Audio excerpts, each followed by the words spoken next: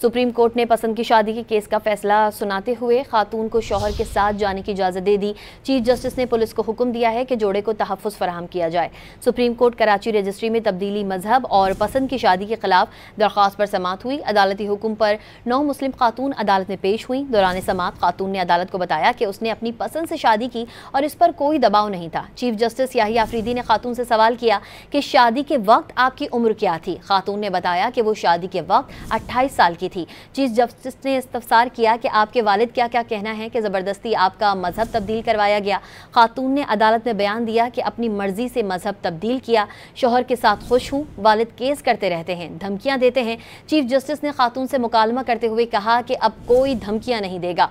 Supreme court ने खातून को शौहर के साथ जाने की इजाज़त देते हुए पुलिस को जोड़े को तहफ़्फ़ुज़ फराहम करने का हुक्म दिया।